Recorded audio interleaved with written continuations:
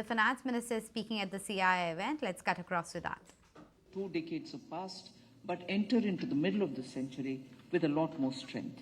So broadly, I would think, first of all, the attempt both of industry and governments everywhere should be to restore some global calm, restore some normalcy. Nowhere can there be enough justifiable reason for skirmishes or war. So the first effort, I think the global priority for this decade should be restore normalcy. Talk, sit and discuss.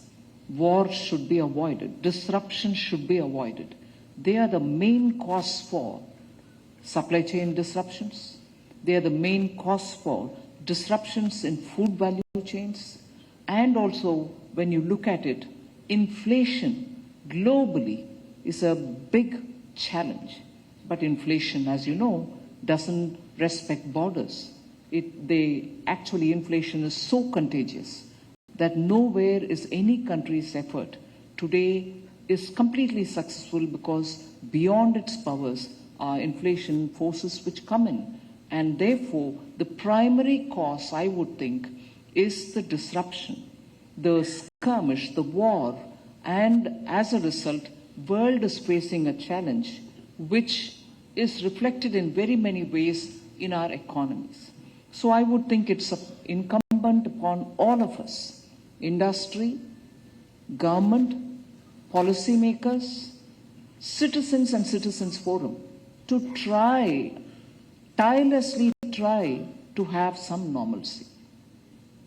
Second is the oft-discussed problem, which Sanjeev Puri also referred to, supply chain disruption.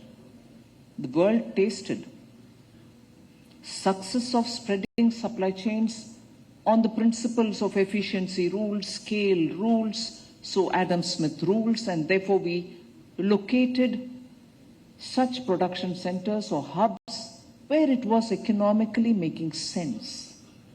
But today, would there be anyone in the audience who will disagree if I say just economics doesn't prevail?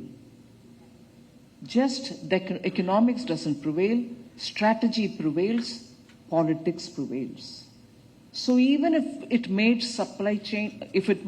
economic sense to concentrate production of certain particular commodities or goods or even services in some pockets and derive the benefit of such a concentration, today the concentration risk is playing out in so many different ways, not because of economic sense or economic not making sense.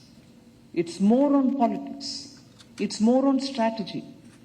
And therefore today, economy will have to keep in mind, or commercial considerations, or economics, whether it is scale-based economics, will all have to look at blending economy and its priorities, also with politics and with strategic needs. So when you talk of supply chains, when you talk of wanting to restore supply chains to some kind of ease, frictionless supply chains.